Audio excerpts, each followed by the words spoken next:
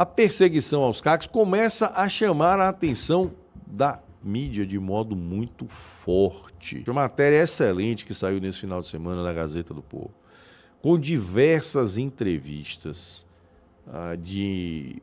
envolvidos nesse segmento, né? Inclusive eu participei também dessa matéria, trazendo uma visão jurídica sobre essa perseguição. E a realidade que está acontecendo no Brasil, que não está conseguindo mais ser escondida, e é por isso que matérias como essa estão agora surgindo de modo cada vez mais forte, é que não passa essa ideia de vinculação de comércio legal de armas à criminalidade de uma gigantesca narrativa que para mim agora tem um propósito muito claro, que é disfarçar as absurdas ilegalidades e inconstitucionalidades que esse mais recente decreto, esse decreto 11.615, trouxe para o setor. Porque não tem, e aí mais uma vez voltando à habilidade fantástica que tem o senhor ministro da Justiça de distorcer as coisas e levar a discussão para um campo que lhe é favorável, mesmo que esse campo não tenha nenhum mínimo vínculo sequer com a realidade, é justamente isso que está sendo feito aqui agora. Se desloca a discussão, se diz que, de algum modo, existe uma vinculação de colecionadores, atiradores e caçadores a atividades ilícitas, e aí se fecha os olhos para a discussão que seria a discussão temática, real, daquilo que foi trazido nesse decreto, que é um absurdo. Aqui na matéria, eu disse que a matéria tem o seguinte título: Governo Lula tenta criminalizar CACs e ameaça sobrevivência do tiro desportivo e lojas de armas. Na verdade, não é nem uma ameaça, né? Muito bem escrita aqui a matéria pela Tatiana Azevedo, que é a repórter da Gazeta, que assina essa matéria, mas, na verdade, é um ataque direto. Não é mais uma ameaça de sobrevivência, é uma guerra para extinção. E isso precisaria ficar muito claro, porque foi declarado pelo presidente da República. Ele disse que ele ia fazer isso. Então, o que a gente está vivendo aqui não é algo sutil, não é algo que pode descambar para isso. É o cumprimento de uma promessa. Mais uma promessa, né? Como a gente viu aqui o nosso ouvinte dizendo que ele tinha anunciado que faria isso tudo antes, essa foi mais uma promessa. E ele está cumprindo. Ele está cumprindo. Está cumprindo de modo absolutamente ilegal, está cumprindo de modo absolutamente inconstitucional, mas está cumprindo. E justamente para barrar essa inconstitucionalidade e essa ilegalidade, vem agora esse discurso ridículo, de que existe uma vinculação entre as atividades criminosas e os colecionadores, atiradores e caçadores. Sendo que o próprio governo inventou de modo ilegal, absurdo, um recadastramento de armas que são controladas pelo Exército na Polícia Federal e ninguém disse nada. A lei no Brasil acabou, a gente sabe disso, né? Lei e Constituição não existem mais. Não existem mais nada. Então vamos brigar só agora com os fatos. Eu vou continuar falando, até porque minha formação é jurídica, né? Além de jornalista, minha atuação profissional é jurídica. Então, se eu abrir mão de disser que não existe mais nada, eu capaz de endoidecer, né? Mais ainda. Então, tem que ficar pelo menos demonstrando que está tudo errado. Nem que seja como registro histórico. Para daqui a, sei lá, 15, 20 anos, alguém pegar e dizer assim, não, estava tudo errado, e tinha gente vendo que estava tudo errado. Tinha gente mostrando que estava tudo errado, que era tudo ilegal, que era tudo inconstitucional, e mesmo assim estavam fazendo. Nem que seja como registro histórico, a gente tem que continuar fazendo. Mas na prática não vale. Na prática ele não está se conseguindo mudar nada agora. Agora não vai se conseguir mudar nada nisso. E aí o que é que diz a matéria? Além dos decretos editados, o presidente e seus aliados se esforçam para emplacar uma narrativa que tenta criminalizar o grupo, os CACs. Para citar um exemplo mais recente, Lula disse em seu podcast, aquele programa que ele faz imitando o Bolsonaro, que quem anda armado é covarde. Parece o discurso do comandante-geral da PM. E que não quer fazer o bem. Né? Ele estava falando de quem? Do criminoso, né? Até parece, né? É covarde, não quer fazer o bem, mas ele esquece só que esse aí já anda armado e ilegal, né? O bandidão já anda lá armado e ilegal. Quem quer andar armado é justamente para se proteger desse cara que não quer fazer o bem. Mas ele ignora isso. O posicionamento que se reflete nos decretos ameaça a sobrevivência de atletas, clubes de tiro e lojas de armas e munições no Brasil. Praticamente inviabiliza. Praticamente inviabiliza, essa é a realidade. Aqui fala aqui da minha O meu comentário diz que eu chamo esse decreto de uma verdadeira aberração jurídica. E, aliás, é a maior excrescência normativa que o Brasil vivenciou. Eu não tenho dúvida de dizer isso, não.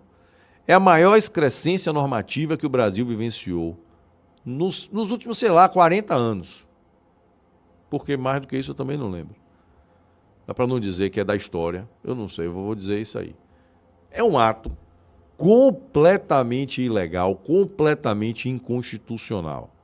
Absurdamente ilegal, absurdamente inconstitucional. Mas que está vigorando aí. E pior, numa realidade que a gente não pode nem sequer dizer assim, vamos contestar, porque se contestar piora. Porque aí ele passa a ser manifestamente ilegal, manifestamente inconstitucional, mas aprovado pela Suprema Corte, que se questionar ela vai dizer que está tudo bem. Então nem sequer se pode questionar isso, porque se julga lá com base em ideologia, não se julga com base em técnica, quando a questão é armas de fogo. Já disse isso aqui diversas vezes. Posicionamento jurídico, divergência minha jurídica dos entendimentos. Os entendimentos lá são levados por uma prevalência ideológica e não por uma prevalência técnica. E então o que a gente está tendo hoje aqui, e essa matéria fala isso muito bem, essa demonização que é bancada pelo governo, que tem franco apoio da mídia tradicional, é um esforço narrativo para que se convalide essas restrições. Para que as pessoas não chamem a atenção para dizer, pô, isso aqui o governo não podia fazer isso aqui. Isso aqui é legal. Isso aqui é manifestamente inconstitucional. Não podia ser feito. Para ninguém entrar nessa discussão, ou para burlar essa discussão, o que é que faz o governo? Lança essa narrativa e as pessoas se pegam nessa narrativa e dizem, não, mas esse pessoal aí está envolvido com crime. E aí começa a normalizar esse tipo de restrição. Não pode. Não pode. A gente não pode fazer isso. Não pode aceitar que isso seja feito. Isso é falso. Isso é mentiroso. O próprio recadastramento que foi trazido lá em janeiro provou isso. Porque no recadastramento que eles colocaram lá, ilegal e inconstitucionalmente, 99,67% das armas foram abrangidas pelo recadastramento. Que armas são essas que foram desviadas para a criminalidade? 3? É disso que eles vão falar? É meio ridículo, né? Inclusive porque diversas dessas armas não foram recadastradas por outros fatores. Muita gente viaja, que mora no exterior, que passa temporadas fora, que tem armamento aqui. O prazo foi extremamente curto. É isso que eles vão colocar?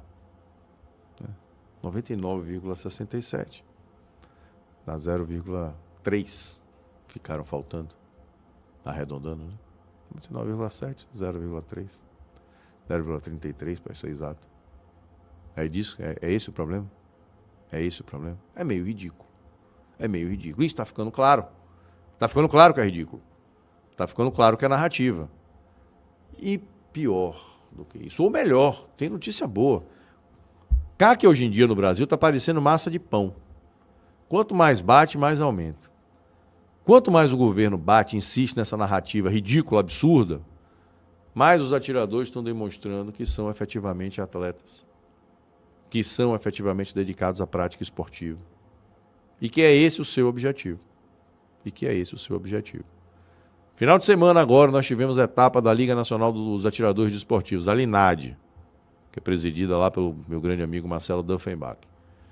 Marcelo estava me falando hoje à tarde, 50 mil, vou repetir, 50 mil atletas participaram da etapa no final de semana passado, das provas ligadas à LINAD. O número é absolutamente recorde. E que demonstra que os atiradores não vão ceder fácil a essa narrativa mentirosa, irresponsável, criminosa até, porque imputa delitos de injúria, de calúnia até mesmo. Calúnia, injúria e difamação, imputa tudo contra a honra desse segmento, e aí se imputa em abstrato para fugir da responsabilização legal. Mas essa narrativa não vai ser aceita. E os atiradores estão demonstrando isso. 50 mil atletas participaram no final de semana da etapa da Linade.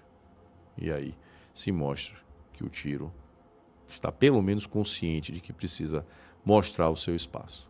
Aproveitar um grande abraço para meu amigo Marcelo Duffenbach, lá que está à frente da Linade nesse exemplo de sucesso.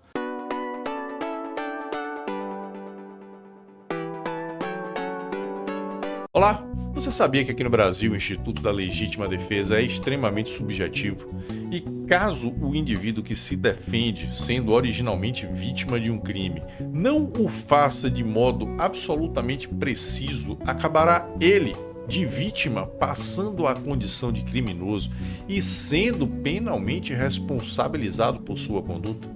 Pois é, infelizmente isso é uma realidade fruto da intrincada legislação penal que temos aqui no Brasil, que trouxe para o Instituto da Legítima Defesa diversas peculiaridades que precisarão sempre ser observadas para assegurar que o indivíduo efetivamente está se defendendo e não cometendo um crime. Se você se interessa por esse assunto e quer saber tudo sobre a legítima defesa, eu tenho uma boa notícia para você. Está aberta uma nova turma aqui no CEPEDES do Legítima Defesa em Curso. O nosso carro-chefe com um conteúdo que esmiuça todos os elementos em torno da legítima defesa, deixando capacitado não só a exercê-la, como a analisar qualquer caso em que se discuta se tratar de fato de um caso de legítima defesa ou de mero crime. Clique aqui no botão Saiba Mais e venha conferir o nosso conteúdo.